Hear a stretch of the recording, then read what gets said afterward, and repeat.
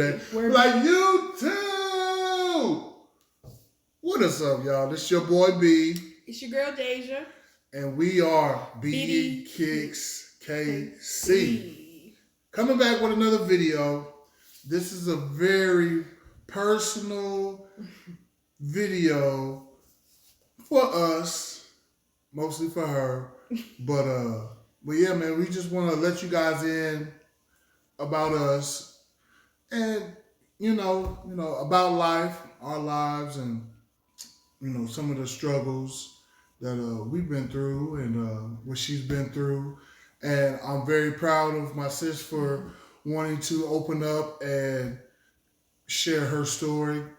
It's been a long road for her and for us as a family. So I'm very proud of her for deciding to open up, and a couple other guys like the fam, Trash to Treasure, Eric, and Alias. So we did it. We finally got her to open up. So shout out to them, man, for encouraging her and everything like that. So, but anyway, we're gonna get into it. This is not nothing to do. This does not have nothing to do with sneakers. So, but we definitely want to let y'all in. We've been doing this for a little bit, so let y'all in on our lives and and everything like that. So hopefully this video will help somebody out there that's going through some trials and tribulations, to help them, to motivate them that you can still do anything. Anything is possible as long as you put your mind to it. So and you got God first. Yeah. So all right, y'all. I'm done talking. I guess it's my turn to talk. All right, y'all. So I have something very personal. I don't know where to start. I guess I can start April 30th of 2016.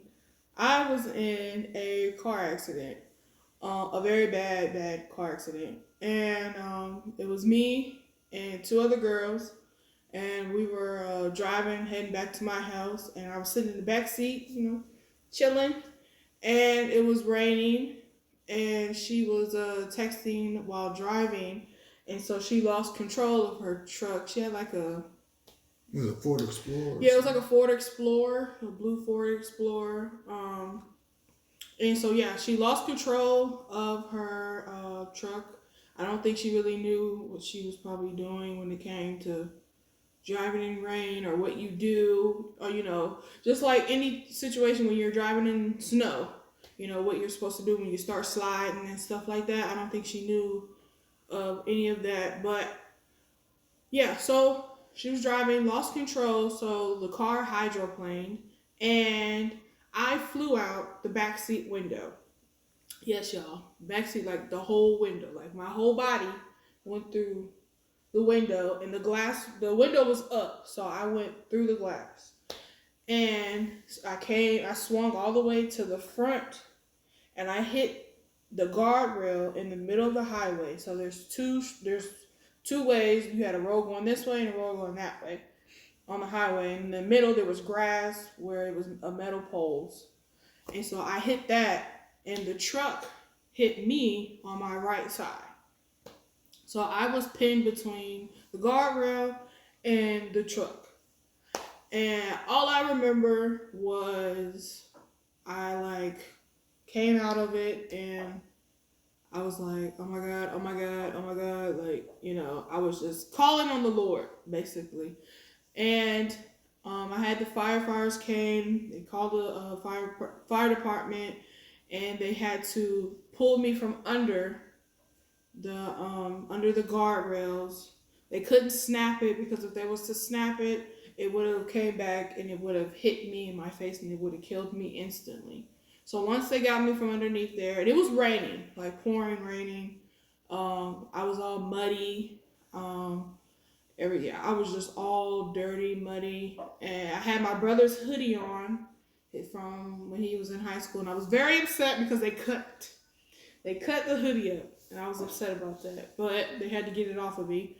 So once they pulled me out from underneath, they got me to the hospital, the hospital they took me to was a research in Kansas City, and I was there for a couple of days. What my mom had told me, I was there for a couple of days. I'm not gonna get into too much details, but it was pretty bad. It was pretty bad. My mom told me she walked in and my head was twice its size.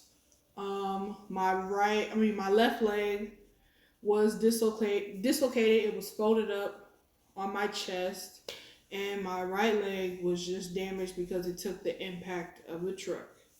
So I was at research for like I think 7 days. Yeah, about I say 7. She was there for about 7 to 10 days, something Yeah. like that. And so research really couldn't do anything for me because I was getting worse. So they took me to KU, which was it KU University Hospital Yeah, is one of the best hospitals in Missouri. Basically, it's like number one. They took me there, and when I got there, I was still in bad shape. They put me in slight a coma, not full a coma, but slight a coma. And we'll insert some pictures and stuff. I don't have the picture that I'm gonna show you guys is it's like okay, but my mom said it was like 10 times worse. Um, and of course, around that time, you don't think of taking pictures or anything like that. Nobody does. So only have a few that friends have sent me that they took. But yeah, I was in slight coma. I had a breathing tube. I had a feeding tube. Oof, what else did I have? I had heart monitor. Oh you God, had a lot going on. I had a lot going on. I had kidney failure. I had dialysis. I was on kidneys. dialysis. It's a whole bunch. It's a lot. It was a lot. It was a lot because I had kidney failure, lung failure. Yeah, I had a lot going on, guys. It's hard to even name all that, name everything that I had going on. But I had tons of surgeries. I had oof, I had a couple of surgeries where they had lost me a couple of times, so I've almost died at least a good 3 times on the operating table. They were trying to save my right leg. They were trying to, get all the septic infection. I had a lot of muscle damage, blood loss, and everything like that. So they were trying to save my leg, like any other hospital would do. They try to save it, try to fix it, pick at it to see if that helps, but it wasn't helping. It was actually getting worse, and it was traveling up my leg. So basically, the only option that they had was to take my leg, which was cut it off, um, because it kept traveling. The infection kept traveling, and they had already picked at my leg so much that it was like down to the bone, and it started getting into my bone as well too. So they decided to take my right leg May. I think it was May 13th. May 13th was the day that they took my right leg. And so I am a hemipelvectomy. If you guys don't know what a hemipelvectomy is, it is No. To show. For people that don't know what a hemipelvectomy is, I lost 2 limbs. So I lost my leg and I lost part of my pelvis. So what they told me was that you have 3 parts of your pelvis. It's kind of like a triangle, they said. And so I lost a part of my pelvis, and that is considered as a ligament. So I lost 2. So I lost my leg and I lost a part of my pelvis. So I'm a hemipelvectomy. So I'm cut up. Up my leg is cut up. It's pretty far. Um, so, yeah. And whenever they did that, it wasn't no choice. Like my mom didn't have they took it. It was pretty much when of course I was there. So Yeah. when me and my mom was there, it was either, either if we kept the leg, it was going to kill her. Mm-hmm. So Yeah. we didn't have no other choice but to, get the operation done to be able to amputate her leg. So yeah, that was the only 2 only two choices we had. Yeah. Keep the leg, she was going to die. Cut the leg, and she would still be able to, be able to live and everything like that. So, and let alone, I had my mom told me I had at least a good 30. I had about 30 doctors, and they all did different things. So the surgery, my mom told me that the surgery was supposed to be 6 hours, but it didn't go to 6 hours. It ended up being 4 hours. And my surgeon that I had, she was actually one of the best surgeons in the hospital. She was the best in the region. And she said, for some reason, she said it went very smoothly and it went really easy. I did not bleed out, which was very surprising to her. They didn't have to give me any blood either. So she was really, really shocked. And you could tell, my mom told me that she could tell when the doctors came out, like they were just like wow, like it was a lot. And I was still out. I was still like in a coma and stuff like that. And I remember waking up. And nobody was there. My mom had just left. She told me she had just left because she was going home to take a shower, get her stuff together. And I had woke up out of it, and I still had the breathing tube in my mouth, guys. So I woke up with the breathing tube in my mouth. And so all my machines started beeping and everything like that. And they came in and they were like, oh my God, she's awake.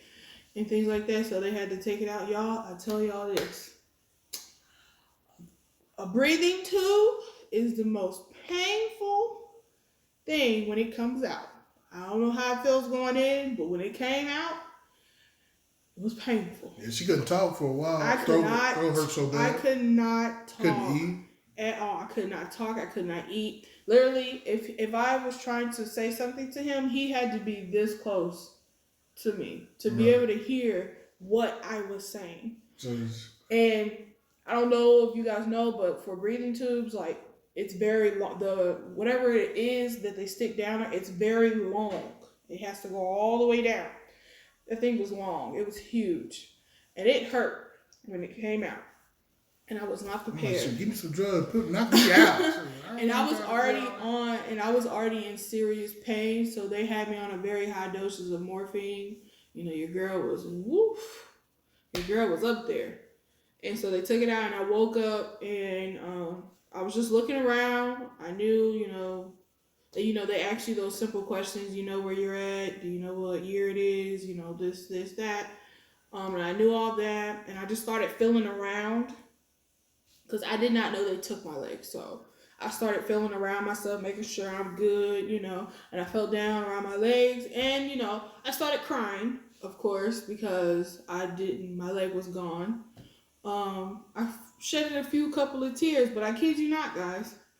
I literally, when the doctors came in, they asked me how I was feeling and everything like that. And I said, looks like I'm going to be a one-leg hop along. That's literally what I said. And the doctors and everybody were like, did she literally just crack a joke on herself? Yes, guys, I did.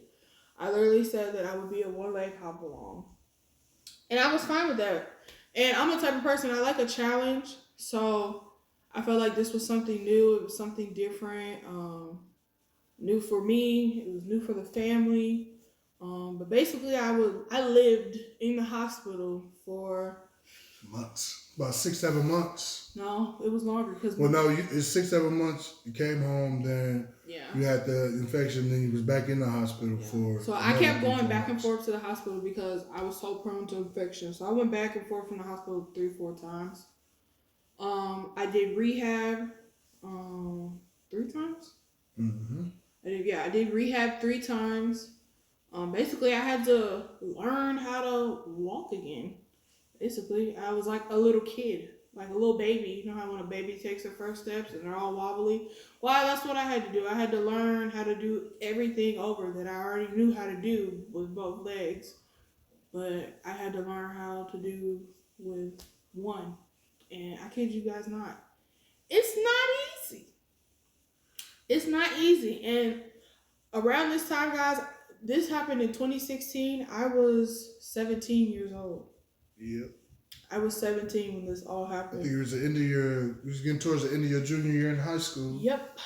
So I'm going to share this, but after all of that and everything that she's been through and was going through at that time, when she finally was able to come home and stay home for a while, she was still able to graduate high school on time. So Yeah. I think that right there was amazing. Not a lot of people are built like that to be able to go through something so dramatic like that and be able to bounce back and like I want to finish. I'm ready to finish school. Like I Yeah. want, so yeah, she was able to get her high school diploma. Yeah. Which if I got the clip, I'm gonna put it right here. Yeah. But so yeah, so we got a chance to watch her walk across the stage at graduation her senior year. So I think that just shows what kind of person Deja is. And this was the crazy thing about it, guys. My accident was on the news. It was all over the news. Nobody knew what happened to me. A lot of people thought I was dead. A lot of people thought, like, for only my close friends that were actually there, they knew what was going on with me. But a lot of people didn't know what happened to me. So whenever I had my graduation, and I got to actually lead my class out, and so when everybody had seen me, I kind of got like a little standing ovation because a lot of people didn't know if I was even gonna even graduate because they told me it's like if you don't finish, then you're gonna graduate next year. So I would have graduated in 2018, and I was like, no, like I do not want to graduate in 2018. I want to graduate with my class. In 2017, that's when I graduated, and so yeah, I got to lead my class out for for my graduation, and that was a pretty happy moment. Luckily, I was doing good in school, and I only had like 3 classes that I really had to take for my senior year because I was actually I was a culinary student, so I did culinary, and so I was only at school for half a day, and then I would go for my culinary arts class, and I was there the rest of the day. So it really helped out because I only had to take 3 classes, which was English, math, and history, and it was pretty easy. They gave me the work that I needed, a quiz and then a test. That's what I did. I didn't do no notes, no nothing. I just did a quiz and a test, and that's how they made it easier for me, and I liked it because it was real quick and easy. But so I want to say it has been, we're in 2019, and it has been 3 years, 3.5. I'll say 3.5. It's been 3.5 years since my accident, and I am 20. So my accident happened when I was 17, and I'm 20 now, and I'm doing really good, guys. I've accomplished a lot. Uh, I'm doing things that a lot of people would have never thought that I could do. I've even shocked my doctors. I've shocked a lot of people, and a lot of people couldn't. A lot of people were amazed of how I bounced back so fast and how I was staying so positive as well. Which I can tell you this: I kept God first this whole journey, and I still do now. I kept God first. I kept my family. My family was close. They were, there for me. My brother was there for me, which I love him to death for that. I love my mom. But everybody, like my whole family, they really helped me. Like they're the ones that really helped me. And then I guess in a way, as my mom would say, she said I helped her because she didn't take it that well. I was born with 2 legs, and then now I have one. That can be hard on a mother. And that can be hard for a brother as well. Siblings, family, just family in general. Yeah, from you. I mean, you practically raised me, so yeah, it's just I'm doing really good. I'm at the point now where I'm getting ready to start. We'll start getting ready to get a prosthetic, so I can get back walking. I can kind of live a normal life. I mean, I still live a normal life, but it'd be like the little things, like driving. I can't drive right now. You know, getting out on my own, can't really do that right now. So next step is trying to get my prosthetic and start back walking, running, riding a bike, skating. I love roller skating, which I'm definitely gonna get back doing that. But yeah, just getting back to the, I'm a young adult, as you would say. So I do a lot of things, but just the normal things. I mean, I haven't, driven in a long time. I want to drive. Um, so Yeah, yeah. she owes a lot of drive. Yes, I do. I do, and I'm ready for. I'm ready for it. I wish I being I'm just able. playing. I'm just playing. But being up, like just being able to get up and get dressed and just leave and go out on my own, like I can't do that. My mom or my brother has to take me. So just being a little bit more free, a little bit more independent. Like I'm independent, but to a certain extent. So I can't wait until I can be totally independent and I don't have to depend on him or my mom or just anybody. And it's just a process. Yeah. It's just she's still going through the process. It's a long, it's a long process, and we knew this, after everything, kind of calmed down. We knew that it was going to be a long, not long, but it's going to be a nice little ride, nice little process, and to where she can, get back on her own feet and do the things that she enjoys doing on her own. So, but she really has came a long way, a very very long way.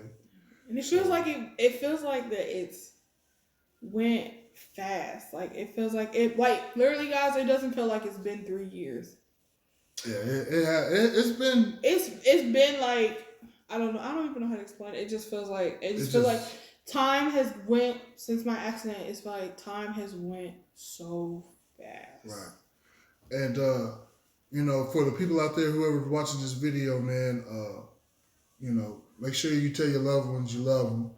When you leave. Yeah. You can't take life for granted, man, because one day you'll see them, the next day, they could be gone.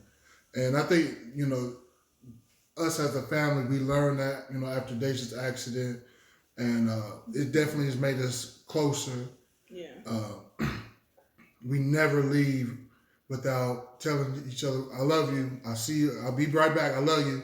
Yeah. Even if it's just, me and her going to the mall, pick up some shoes, or if I'm going to the store, like, all right, I love you, I'll be right back. All right, I love you too. So, and if we forget to say it, we will call, hey, I love you. All right, bye. So it definitely brought us together. We were already tight, but it just brought us even tighter. Even tight, yeah. So for anybody out there, and it don't even necessarily have to be that, people, everybody goes through trials and tribulations. Just know that anything is possible, and as long as you have that, I could get through it. And if you have that, what don't kill me makes you stronger mentality, then you can get through anything in life. Yeah. Period. And I know the one thing that always was in my head was that I can do all things through Christ who strengthens me.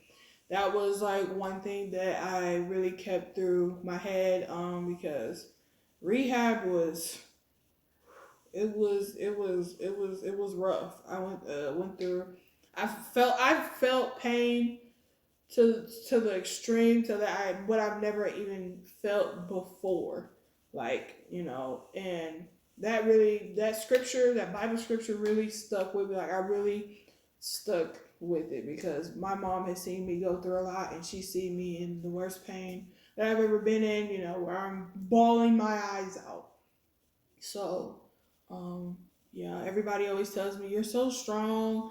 Like, I don't even get how you can do this, or, and my thing is, like, don't let no one underestimate what you can do. You have the control of that. And I have a very, I don't know how other people's mindset is, but I have a very positive mindset. I get that from my mom. Always stay positive. If I do feel some negativity coming, I shoot that away. It's like, no, back up. Get on out of here with all that. No negativity allowed. We not with that negativity over here. So we with the positive. So, when you feel that trying to come on you, that ain't nothing but the devil trying to come up on you. The devil is a lie. Yes, he is a lie. So that's just my thing.